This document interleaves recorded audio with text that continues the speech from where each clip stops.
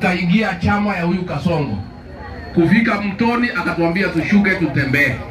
Sasa tumeunda chama chetu mpya ya kisiasa ambaye ndio itakuwa chama yetu hapa.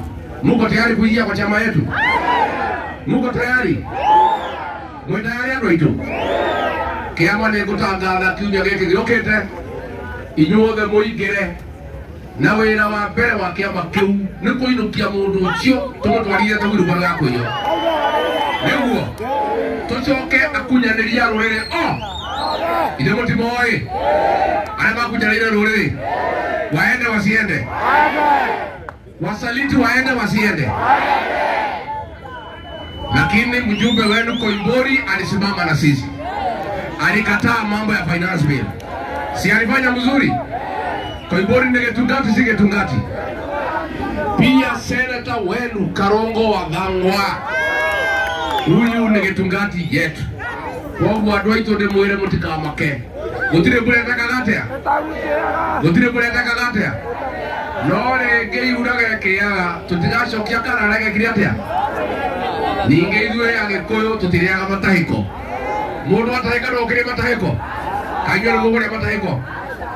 Kana nĩ mũkwenda mbia cia Kasongo amũheni? Nĩ mũkamũinũkia?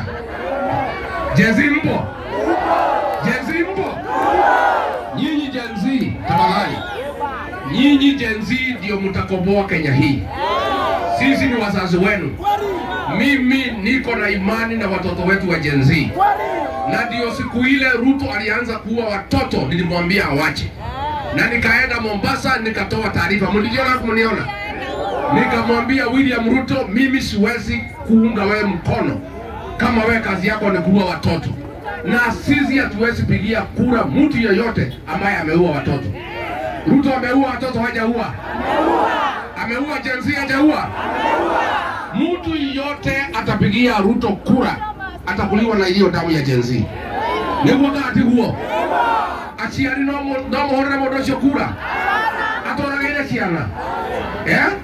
Gen Z mko? Mmechukua vitambulisho? Gen Z mmechukua vitambulisho? Nyinyi ndio dawa ya Kasongo. Na nyinyi ndio tegemeo lenu.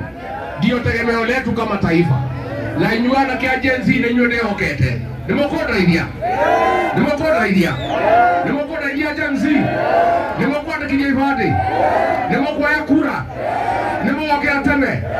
Kasongo aende asiende? Atembea asitembee? Wakati wanasema aende. Asanteni sana. Pigieni kura Karongo wa Gangwa. Pigieni makofi. Na waheshimiwa wetu asanteni sana. Thank you very much.